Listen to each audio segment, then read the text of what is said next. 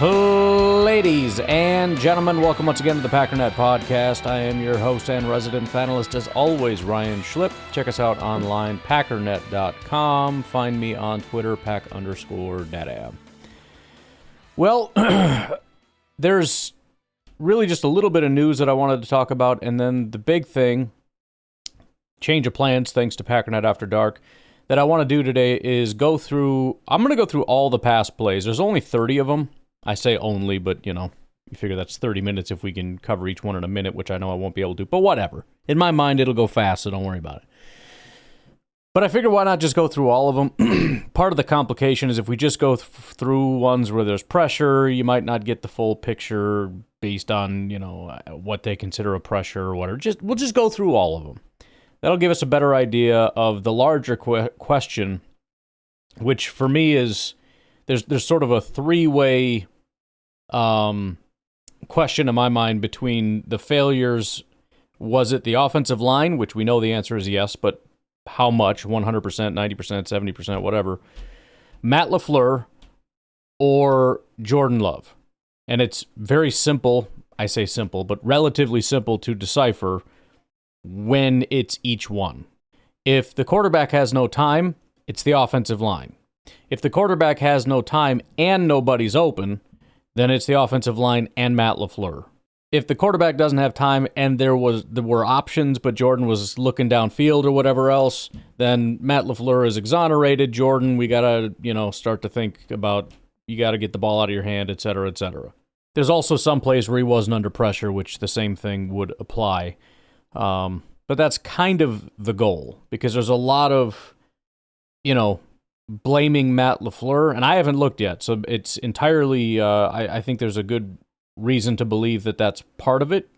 When we started off the game, there's a lot of the quick pass stuff, then that seemed to go away, and then at the end, it seemed to come back. Maybe that's a Jordan thing, maybe that was a play calling thing, I don't know, but I at least want to be able to answer that question for myself. I'll tell you as we go through what I'm seeing. You can choose to believe it, go do it yourself, whatever it is you want to do, but I'll try to be on an audio podcast as descriptive as I possibly can to be able to paint as good of a picture as I can. First of all, the little bit of news that is going on around, well, let's just say around Green Bay. Some of the other stuff, we'll leave it. Russell Wilson got benched. I hate to be mean, but that's kind of funny. He seems like a nice guy, but he's such a dork. It seems like everybody roots against him, and maybe that's not fair, but whatever. It should be studied, his downfall, that's for sure. We did talk about Brant Banks being brought up already, kind of went through some of his PFF stuff or whatever, so he is activated to the 53-man roster. There were some other things that took place that the Packers did that I wanted to touch on. One of the bigger ones that I guess kind of took me by surprise, but maybe not, because I didn't actually think he would make. If he doesn't make the 53, I didn't think he'd be put on the practice squad, and I was kind of surprised that they did put him on the practice squad anyways. And that's Mecole Hardman. They did release him from the practice squad.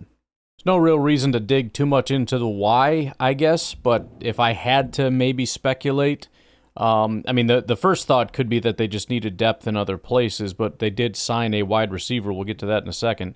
The other thing would be special teams.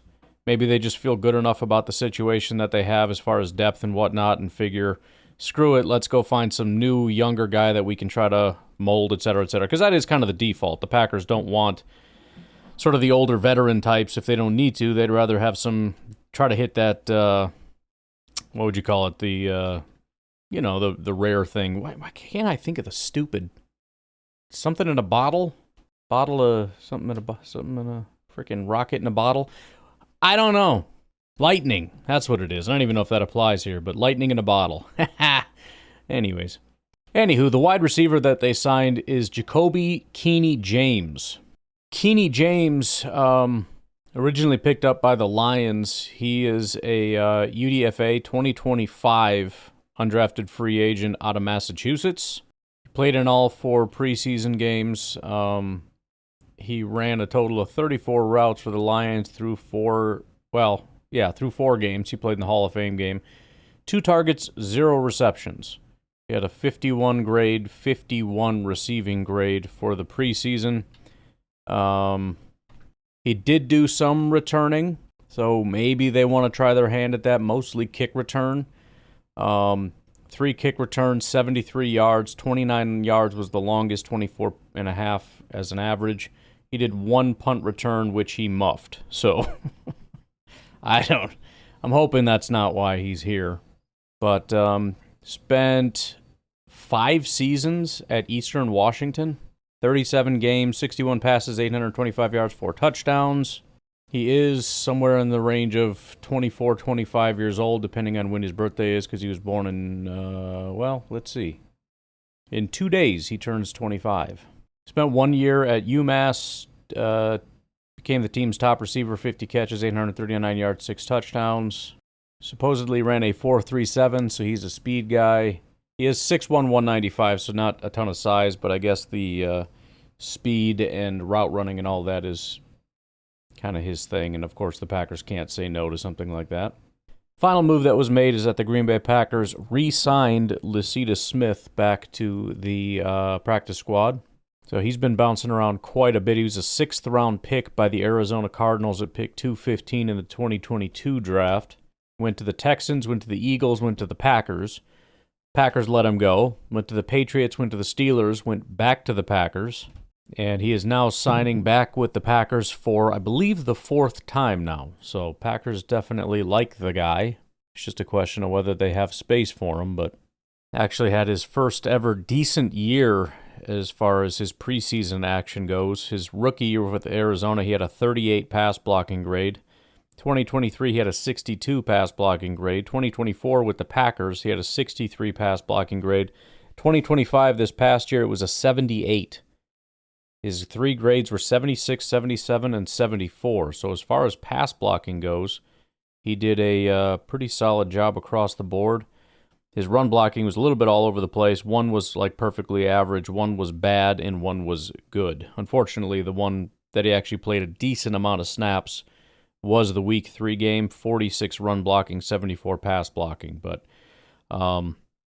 ended with a 56 run blocking, 78 pass blocking. He played all of his snaps at center. That's primarily where he plays.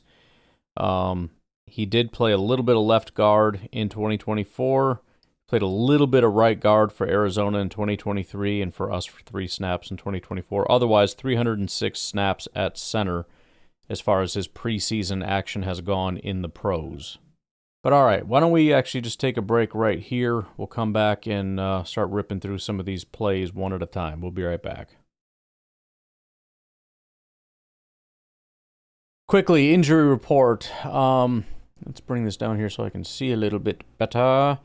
Aaron Banks with a groin injury did not participate. Belton, ankle injury, limited. Carl Brooks, foot injury, limited. Bullard, concussion, didn't participate. John Fitzpatrick, groin, limited. Nate Hobbs, knee, full. Josh Jacobs, ankle, limited. Tucker Kraft, knee, elbow, limited. Jordan Love, thumb, full. Bo Melton, shoulder, full. Micah Parsons, back, limited. Zach Tom, oblique, did not participate. He's already been basically ruled out for next week, which is wonderful news. Well done, everybody. Rasheed Walker, quadricep, limited. Devontae Wyatt, knee, limited. Just shocking how big this injury report is. For the Cowboys, Deron Bland, foot, limited. Tyler Booker, tackle, ankle, did not participate. Somebody named Bridges, cornerback, knee, limited. Trayvon Diggs, cornerback, knee, didn't participate. CeeDee Lamb, wide receiver, ankle, did not participate. So there's a lot of big names on both sides. I mean, more names in total, but both teams have some serious firepower here that needs to be monitored, so we will do as such. All right, here we go. So first play, as mentioned, very quick out route to Matthew Golden. He's wide open, good throw, etc., all good. Next play, Elton Jenkins gets beat immediately off the line. Banks and Rasheed are also getting beat off the left side pretty bad, so Jordan can't really even step up there. Not that there was really anywhere to go. Potentially the worst part about this, I don't know, because the safety, once these things kind of go a certain way, you never know how a safety would have reacted in a different situation. But I can tell you, Luke Musgrave, they had him coming across the formation. He runs sort of like a sort of like he's running an out route. So he's in motion. He goes up about 5 yards, runs a quick out route, but it's a double move. So it ends up being sort of an out and up. Could almost call it a wheel route or something. I think out and up is more correct. But you get the idea. The point is, absolutely cooks the corner. Now, again, there is a safety on the play. Let's see, who is that? Greg Newsome. He's actually a corner, but playing the deep portion of the field. He does come up toward where Romeo Doubs is, but again, at this point, the quarterback's already getting sacked. It's possible nobody really was open on the play. But again, it's so hard to tell. I mean, you've got other options there if he drops. 1, 2, 3 of these guys are definitely covered, but you also have Jacobs coming out of the backfield, which could have been a little bit of a relief valve. So potential big shot up the left sideline. If not, there's at least a check down for those kind of looking at it in terms of like, why didn't Matt LaFleur give him any place to go? There was, he just didn't, there wasn't time for it. So he gets sacked on the play, if I didn't say that. So that was the second play, and he's already sacked. Then we got a 3rd and 7. He tries to hit Matthew Golden immediately. It's one of those things I can't tell, did Golden do something wrong, or possibly Jordan just did a really smart thing here where he's about to uncork this thing, but there is a guy sitting there to jump the route, and if he saw him, that was pretty solid. At this point, you got 4 guys all standing at about, what would that be, 5-10 yards down the field. None of them are open. Most of them just kind of turn and stand there. Golden tries to work down the field. I don't know if that actually might have been a screen the whole way, because everybody's kind of standing there, and then Golden turns and starts blocking. I don't think so, because half the guys are not. It's really just Golden doing that, so maybe that was just a heads-up play by Golden to recognize where this was going, but Jordan tries to flip it to Josh Jacobs. It doesn't quite get there because the pressure's right in his face. So if you want to chalk that up to Matt LaFleur not calling the right play, I think that's absolutely appropriate. Nobody was open on 3rd and 7. He did get the running back to leak out. Jordan couldn't get the ball there. You could say that's 70% the offensive line's fault, 30% Jordan's fault. I don't know. Probably not going to get a first down either way. Next series, they start at 2nd and 10 as the first throw. Matthew Golden comes across the formation. They throw a quick hitter to him. He does a really good job getting, what does he get on this play? He gets, it says 7 yards, but that looks like a first down to me, so I don't know, whatever. But this is obviously the offense, Matt LaFleur trying to get the offense going. We got to get the ball in guys like Golden's hand. We got to get something going here. That brings up 3rd and 3. Quick out route to Josh Jacobs. Again, these things just basically never lose. It was actually pretty decent coverage, but I swear I've never seen the Packers run an out route where they didn't just throw it and complete it. I feel like it's like the tush push all the way down the field, but it's for like 5, 6, 7, 8 yards. So that converts a first down. Then we got a 2nd and 6. Matthew Golden runs an out route to the other side. It's not the greatest ball. It's a little bit low, so he can't get all the yardage he needs to, but either way, it's completion. 3rd and 3, they run a quick slant route with Romeo Doubs. Good throw, good catch, first down. Next time they throw, it's 3rd and 9. They try doing the old motion out route to Dontavian Wicks this time. This time it doesn't work, whether you want to give credit to the defensive corner for getting there in time, or maybe Jordan just wasn't quite fast enough getting the ball out there to Wicks. Either way, it does not convert. Next series, 1st and 10, we're pretty well backed up. We're going to run a play-action play, and really the only 2 guys, well, we got the running back in the flat, so that is an option.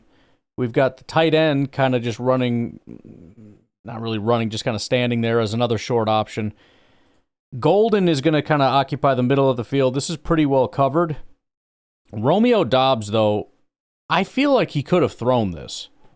Maybe that's just me not trusting the speed of the safety or something, I don't know, but I feel like a good enough throw. He could have tucked this into Romeo Doubs, but for whatever reason, that's where he was looking. He got into his drop, he saw Romeo, and just for whatever reason decided he was going to pull it down and just didn't want to do it. Quick look at Golden, there's nothing there, dumps it off to the tight end who turns it upfield and grabs, what did he get on this play? 9 yards, so it still worked out. Next play is a 2nd and 6, and we get our, once again, a very, very quick pressure. I think this might have been the Jordan run play. Tell you what, though, the coverage is really solid across the board. I mean, he does flip it out to, who is that? It's got to be Tucker Kraft, who ends up dropping the pass, one of his rare drops. Could have really used that play, but I mean, it's just not looking good. You know what I mean? I'm not going to necessarily say nobody is open, but it just feels like the defense is calling the exact right play at the exact right time, because a lot of these guys, like the main routes, are not there. Yeah, you can throw it to the check down, and yeah, Tucker technically beat this guy, and it could have been a big play up the field, but I don't know. Just feels like you're really, but I guess that's what happens against good defenses. You really got to fight for everything. 3rd and 6 now. We got the real quick comeback route by Romeo Doubs, who makes a great move, gets up the field, and gets 16 yards on the play. So we are now 8 minutes left in the second quarter. We haven't abandoned any of the short routes, so it's not like we're trying to get deep down the field. We got 3 guys running short down the field and only one kind of deeper route. So it hasn't been abandoned, and we're still trying to make it work. I mean, I don't know if we just haven't gotten to the worst parts yet, but it kind of feels like nothing super interesting has happened here. It's just a matter of, can you get the ball out? And they've been able to kind of move the ball down the field a little bit. We'll see if the wheels start to fall off a little bit here. I think the other problem with a lot of this pressure, for example, on this next play, we only picked up 3 yards dumping it off to Josh Jacobs. It's kind of similar to what they were talking about with the interception, or kind of what I had talked about. When you try to run these little clear outs and all that kind of stuff, if the pressure gets there, you have to dump it off fast. There's not a lot of time, especially for a defense that's keeping its eyes downfield. There's not a lot of time to pull people back when there's a lot of pressure. And so when the pressure gets there, for example, you've got Savion Williams. He's not even to the linebackers, who did drop quite a bit, but he's not even there yet by the time the ball comes out. And so he's not going to pull anybody back, because as soon as the ball comes out, Savion Williams stops his route and turns around because he can already see something's going on. He doesn't even have a chance to get to where they are to pull them back, because the linebackers are already triggering downhill to make the tackle. Which, again, was kind of the issue that I saw anyways with that interception, where Tucker Kraft, was supposed to pull the guy up the field. Well, he never even got there by the time the ball was out. So why would he turn and run with him? He can see the quarterback, and he can see him throwing it. Yeah, here's another play where, Jordan, so he goes to his first, he cocks his arm, he goes to throw it, but it's just an out route from Romeo Doubs. But he can see the corner squatting, and he sprints. He is flying downhill, and Jordan's just like, I don't like it. I don't trust it. And they're trying to bait him into it, and I think it was probably smart. Maybe the ball could have got there, I don't know. But he said, I'm not going to screw with it. Gentavian Wicks is in the middle of the field. He's kind of waving his arm like, I want it. I don't think so. The safety's way too tight on him. Down the field, Matthew Golden is covered down the field. So they dump it off to Josh Jacobs, who has one blocker, but there's 3 defenders there. He goes down almost immediately. That was a 1-yard gain. So, again, looking at it from a play calling standpoint, looking at it from a sort of rock, paper, scissors between Matt LaFleur and Jim Schwartz, it just seems like they're calling the exact right defensive calls against what we're calling on offense. Let's take a break here. We'll rip through the rest of these. I'm not sure how far down. I feel like we're about halfway through, so let's take a break. We'll be right back. All right, so for context, we're still in the second quarter. There's 4 minutes left in the second quarter. It's a 2nd and 10. We are in Cleveland Browns territory. We're running under center play action. By the time he runs the play action and he gets his eyes up, we have 2 people downfield, and they're trying to push downfield to push this defense back a little bit. They are not open. They haven't turned their backs or anything. Underneath, we got 2 guys running across each other and almost run into each other. Not super great. That's Tucker Kraft and probably Josh Jacobs. So he's just seeing absolute nothing but chaos, and somebody's already losing the battle over here. It looks like our right guard is just getting whooped on the inside, so Jordan's about to get smoked. So he looks up, you got 2 deep wide receivers who haven't even turned their backs yet, with 4 defenders staring back. You throw it, the defenders are going to come downhill, they're going to see it. You got two guys underneath that are running into each other. Tucker Kraft kind of turns around. He tries to swim under to come through. You know, you kind of step up and step out the way Aaron Rodgers did all those years. But unfortunately, our right tackle, who at the time appears to be, who is that? I don't even know who that is. Do they list who it is? It must have been Jordan Morgan, I guess. He also lost his battle, so he kind of steps up and into somebody and just gets absolutely leveled. And I believe this is sack number 2. Could he have possibly dumped it off to Tucker Kraft in there?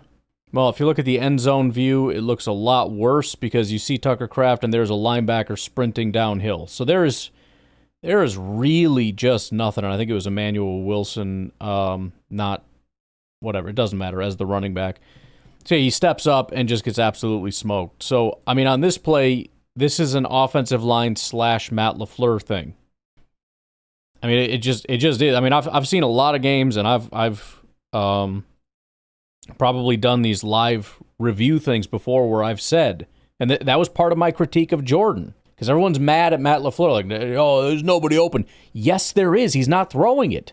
That's not really the situation here. And even times where you could argue maybe he could have thrown it, it's pretty iffy. And in fact, I would say he's actually made some really good decisions where I would look at it and say, oh, you should have thrown it. And then you continue playing and you're like, oh, dude, that guy was just baiting. He was pretending he was off and didn't know what was going on. And as soon as Jordan cocks his arm back, man, he triggered downhill so fast. He's avoided a ton of picks so far by just being smart that way. But as far as Matt LaFleur just getting guys kind of wide open and, I mean, even, you know, again, that was kind of what I wanted to see. And there's still more game left. But, you know, my curiosity was on those plays where Jordan had nowhere to go, am I going to be upset saying, oh, that guy was wide open, that was a touchdown? So far, no. Maybe a Musgrave play, but again, the safety is not going to run with Musgrave when you can see the quarterback getting sacked. Play's over. So at a certain point, you kind of just got to stop it and say, you can't assume that everybody's doing things the same way that they would have. So that sack brings up a 3rd and 15. At this point, they're just choosing to run a screen. So Josh Jacobs is going to run into the flat. Golden is just going to kind of try to clear out, but his corner kind of identifies. I'm sure the people are screaming, so he turns around. Romeo gets up the field and kind of tries to block his guy, but he just gets right around him like he doesn't even exist. Josh Jacobs tries to do the best he can, but there's nothing doing there. Penalty on Romeo Dobbs, illegal block above the waist, 10 yards. So on top of all that is a penalty by Romeo for blocking in the back. So that's now going to bring up a 3rd and 22. And I got to say, man, I'm pretty disappointed at the fact that, yes, pretty much every time that I've thought to look, the ball does get snapped as soon as the center's head lifts, but I'm not seeing a ton of, like, early jumping. I can't imagine these guys would move much slower in any other situation, and they're still just losing.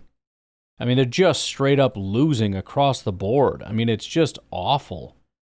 I mean, everybody on that 3rd and 22, you know, I mean, it's not easy to figure out a play on this anyway, but by the time he's at the end of his drop and plants his foot, he's got to scramble because our left tackle got beat. Who else got beat here? So we have help off on that side, and I'm pretty sure that's Myles Garrett, but we've got Luke Musgrave helping Rasheed Walker, and they just both get run around. On the interior, we've got our, left guard gets whooped immediately. That's Aaron Banks. Our right tackle is being beat. That would be, Jordan Morgan, I think, still. He gets beat right around the edge. The only people that are winning are our center and right guard because they're double-teaming somebody. Everybody else lost their one-on-ones. Everybody. And Jordan goes down for a sack. Was anybody open? I mean, does it frickin' matter? You're trying to get guys down the field. Jordan is sacked by the time they get to the original line of scrimmage. So, no. No, nobody's open. There's no first downs here. Next time they run the ball is a 3rd and 6. He is once again sacked on this play. Yeah, I mean, this is bad. As far as As far as I've ever seen is from a play calling standpoint, I mean, again, it is as if Jim Schwartz was tapped into our headset because every single route is just the wrong route. He's got Matthew Golden running up and then into the middle of the field, right where there's a defender. You've got, what is that, Dobbs is on the other side of the field. He's going to kind of run up and then run out. There's two defenders right there. He's basically bracketed. And then you've got another guy going real deep down the field, but you've got, looks like both safeties are able to carry with him down the field. So we got 3 double teams. We have 3 wide receivers. Every single one of them is double teamed. And they've got an extra guy just sitting out there. All the while, how many guys do they bring on a pressure? I'm guessing it's just 4. Yep, it's just 4. We got, how long did that take? Let's see. We'll just do it out loud here. Snap the ball. 2, 3. He's down. So since I started it, there's about 2 seconds. Little past a 2-1,000 to get there. But I mean, that's absolutely insane that our call was such that not only did nobody get open, we have 3 guys running routes, all of them are double teamed, and they got home with 4. No stress on their defense whatsoever. It's like we're running right into exactly, I don't know how else to say it other than they're calling the exact right defensive calls for our offensive calls. Matt LaFleur so far is getting absolutely worked in this game. 2nd and 18, going to run a screen because they just have no answers, which is so frustrating that they're doing. I mean, basically that's all they've done all day. Nothing works. So what do? We go to our out routes and we go to our screens. Out routes and screens, out routes and screens, and that's it. Now we're going to run a running back screen. We're going to try to get our blockers out in front. Matthew Golden misses his block, but Josh Jacobs is able to work around that. So he sneaks past him. Got some good blockers out in front. Real big run down the field. Heck yeah, brother. 31-yard run, which is great. Aside from the part, again, where it seems like all we can do is run screens because we can't block for Jordan long enough to get anyone down the field. And even when we get guys down the field, there's not a lot open down there. Next passing play is a 2nd and 6. Dontavian Wicks again is going to run across the formation, and then he's going to run a quick out route, and it's going to be a completion. It's a 5-yard gain on 2nd and 6. Why did we do that? Because it's all we can do. It's about the only answers we have for the defensive play calls, right? Based on what they're doing, here's the 2 plays we can run successfully. Next time we are on the next pass play, 2nd and 7 on the Cleveland 35-yard line. It is 6:45 left in the third. It's still 3-0 for context. Another play that I really honestly couldn't tell you whether anybody would have been open or not. It doesn't appear so because they run a blitz and Jordan is under pressure immediately. He is falling away, throwing it to Tucker Kraft. And of course, because he's throwing it and the defenders are all staring into the backfield, as soon as his arm moves, that linebacker, safety, corner, whatever he is in that middle zone there, triggers immediately downhill. By the time the ball gets there, the defender's there and he goes down immediately. I mean, it's just, could there have been potential? It's so hard to tell because, first of all, the route is very odd. You got 2 guys running almost the exact same route in the exact same. Dontavian Wicks is following Matthew Golden, so somebody did something wrong. I'm guessing that they were supposed to be at 2 different depths. Generally, that's the way that works. They're at about the exact same depth, just too close together. It's just, I don't know. I doubt if he had time, anybody's open on this play. It's just a freaking travesty. I mean, everything is a disaster here. The offensive line is terrible. The play calling is just nobody's open. I can't really blame the receivers because I don't know, but it looks like, we had one route where 2 guys ran into each other. We got another one where 2 guys are next to each other. I'm almost positive Matt LaFleur has never drawn up a play where this is how it's supposed to look. Play calling, again, not there. Part of it is getting guys open and nobody's open, so not good. I think I'm going to go back to my original theory that the offensive line all went out and got hammered at like 3 a.m. on game day. Now we got a 3rd and 7. We're down to the 19th, so we're still keeping it alive here. Jordan Love throws just a freaking rocket hero ball to Dontavian Wicks. I mean, this... Man, you talk about nobody being open. Everybody just kind of runs about 5 yards down the field and just kind of stands there and turns around. I guess it's meant to be underneath, and he just fits it in there perfectly between the two defenders. Wicks falls in between them, is able to turn up the field and almost get a touchdown. Man, you look at some of these plays, and it's like, man, if you could have broke that tackle, how big of a difference everything could have made. We might score on this. It does. I don't know, but ends up being a 16-yard play. Oh, this is the one we score a touchdown, so it doesn't matter. But every little bit you look at, it just makes such a big difference. But, again, this is another play where you look at it and just think, man, you really had to fight for that. I mean, Jordan had to throw a perfect, tight pass right in there. Wicks had to make a good catch in order to make that work. Nothing's looking easy. I really hope this defense is able to do something against Detroit. I mean, the Cleveland Browns. I mean, they're looking so good. I'm sure a lot of it is the Packers just being terrible, but man, if they get blown up by 40 points against Detroit, I'm not. This is going to be upsetting. Yeah, and then even on that touchdown play, I mean, everybody is completely covered. Matthew Golden is just running across the field. They got 2 guys on him. Malik Heath, they're all kind of doing the same thing. It's roll to the right, and you're going to have 3 different guys kind of doing that. You got Dobbs, who's over to the right already, who's going to come inside and then loop back around to the outside.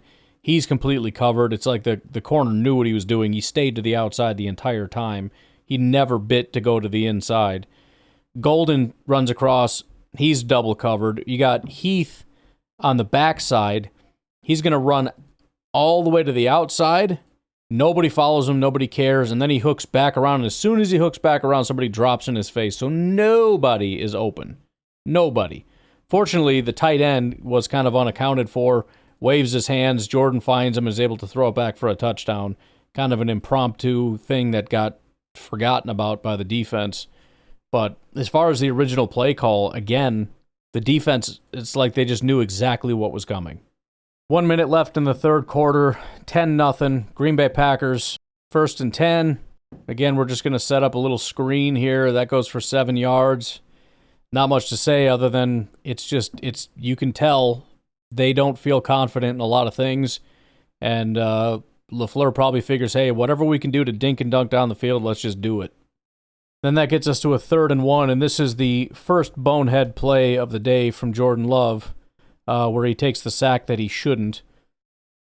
To his credit, though, the play calling is the exact wrong play because we've got guys going pretty deep down. We got 2 guys shooting way down the field. Neither of them gets open. Romeo does pull up short. I don't know what he's even trying to do necessarily. I'm guessing, it's one of those plays where once in a while you'll see a guy just kind of stop with the intention of when he stops and then the speed guy flies down the field, that's where your shot is. Well, the Browns were ready for it. They had guys, I think that's exactly what they're trying to do, but everybody's covered. It just didn't work. And then immediately Jordan Love's under pressure. Romeo sees that. He's like, I got to book it to the inside. You could argue that there is a throw here, but Jordan does not have his feet planted. He is running for his life, and there is a player kind of coming downhill. It's more toward Jordan, but he is going to come in the path of the receiver. I just don't think there's any way he gets it there. He's running for his life. The deep receivers are just coming out of their break, so they're way down there. That was never going to work. We got Tucker as well as Chris Brooks kind of trying to play relief valve, but again, Jordan's already booking it to the other side of the field. There's nothing there. So Tucker he's down here by himself. Brooks is trying to run in the direction of Jordan, which is crossing the face of Romeo Dobbs. He needed to throw it away, but there was nothing there for him. So really bad play by Jordan for not throwing it away. But once again, offensive line didn't block and nobody was open. So That's 3 strikes. I mean, I can't even blame Jordan. I shouldn't even be blaming Jordan. It should have just been the offensive line sucks and Matt LaFleur cannot get anybody open. But then he decides to take a boneheaded sack. So yeah, that was a 3 strikes situation. There were all 3 phases or whatever you want to call it failed on that. Now it's fourth quarter, 11 and a half left. I can't believe it's still 10-0. I mean, no wonder we all felt good all the way through. It's like this offense is not clicking, but whatever. It's 10-0. We're, not quite halfway through the fourth quarter, but we should be fine. There's no reason to panic here. 1st and 10 from the 2-yard line. Yeah, I mean, they're going to run a play action on 1st and 10. He's going to turn around. He's got a little bit of time here. But, I mean, these guys are just not open. Who's running these routes here? That looked like Golden. And it was just stride for stride. It looked like there was quite a bit of grabbing, first of all. But, I mean, by the time he comes out, I feel like these routes are a little bit too deep. First of all, when you're on your 2-yard line, both of them are coming out of their breaks at about the 20-yard line. I mean, we're really going to try to run these 20-yard routes down the field, and they're not even routes. They're like 20-yard curls. I mean, okay, I guess. I don't know. I don't know why we're doing that.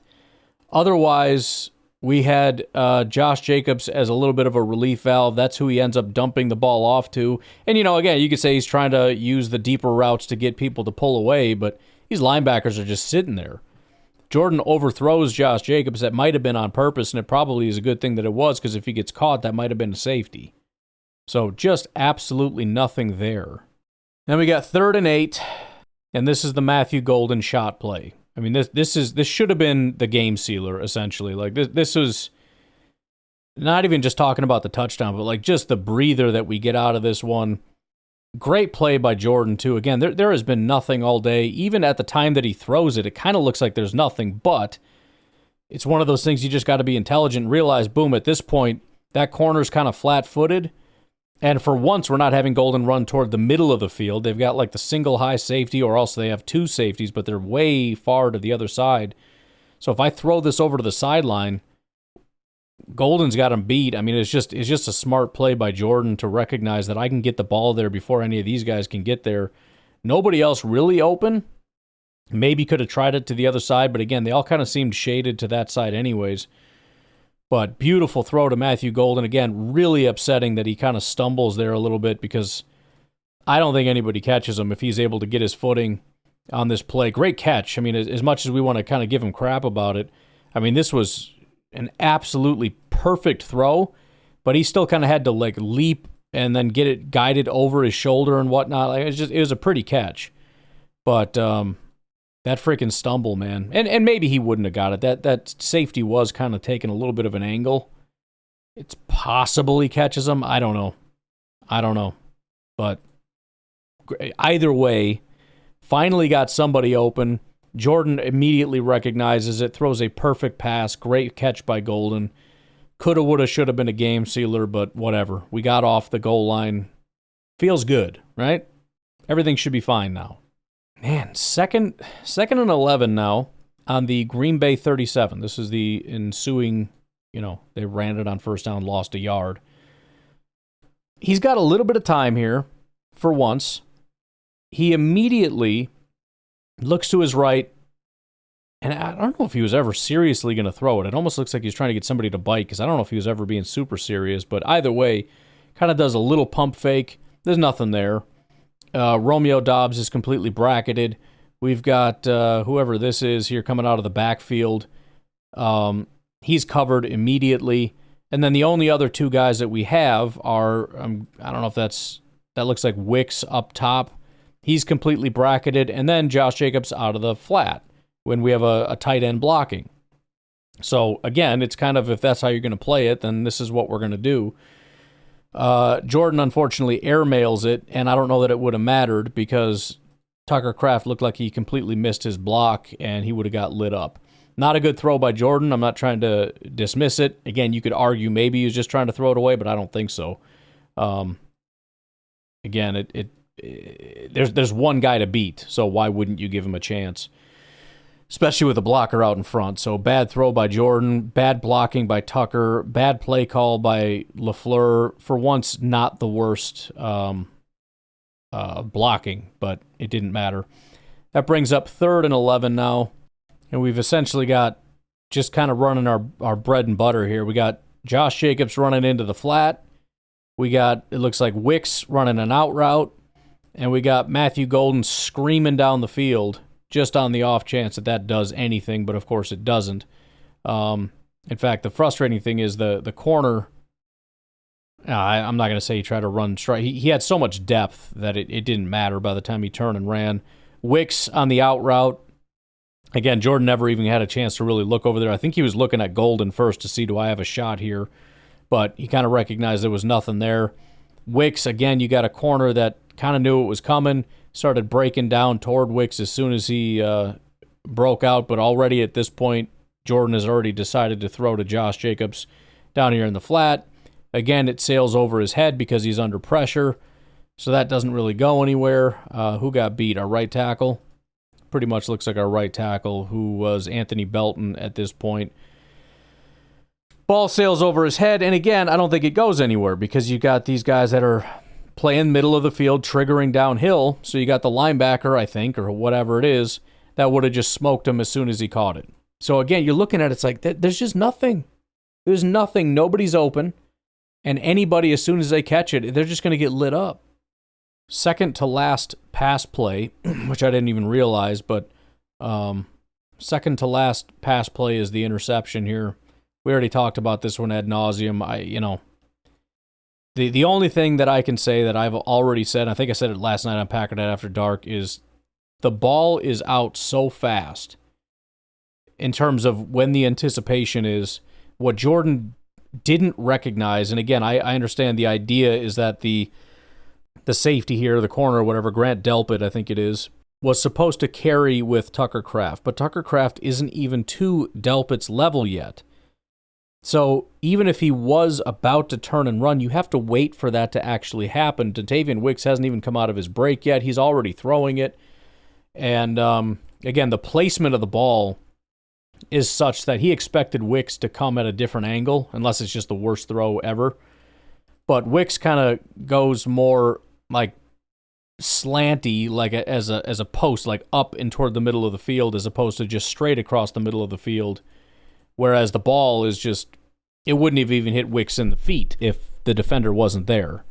So there's all kinds of problems with this play. I don't know. We don't need to continue to relive that, but that is the issue.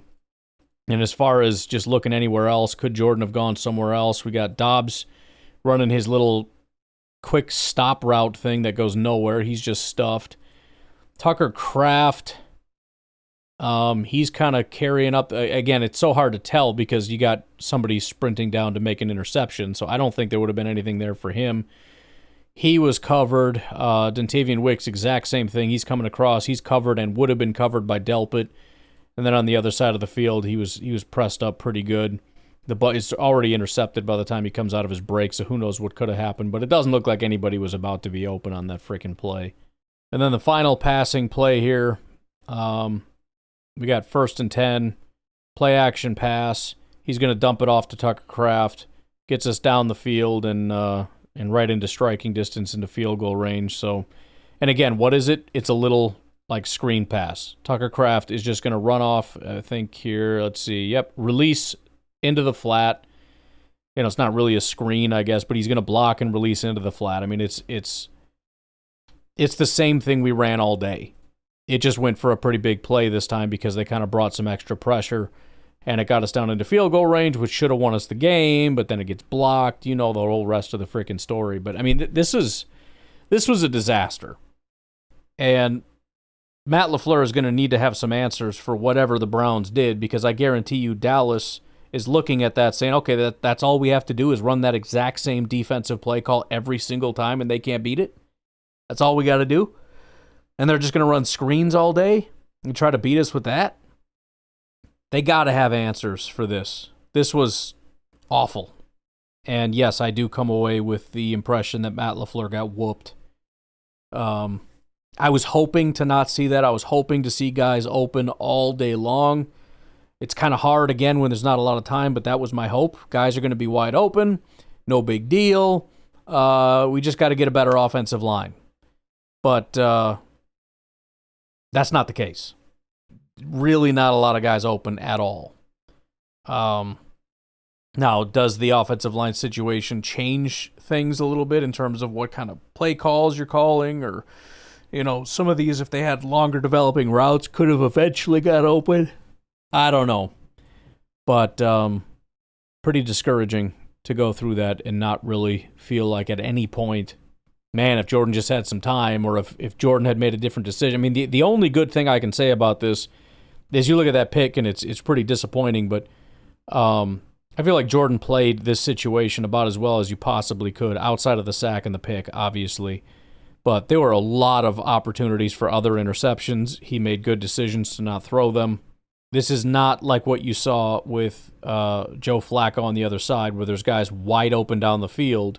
As pressure's coming, you just got to do a little wrist flip, and it doesn't really matter if it's just floating in the air because there's no defenders anywhere nearby.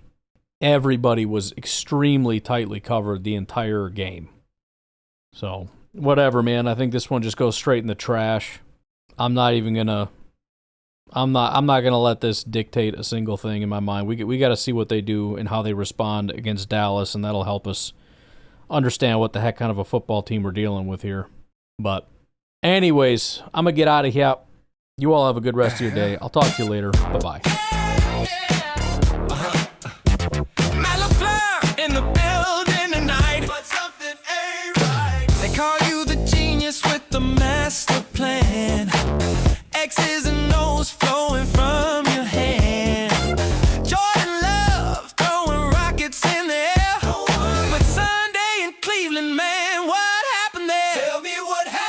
You got the playbook, you got the tools, but against the Browns, you broke your own rules. No. Coach LaFleur, where'd your magic go? Third and long when you need control. Fall down territory. What's the call?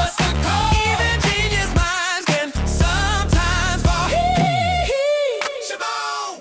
Fourth quarter pressure, time running thin. Clock is ticking, but you can't find a win.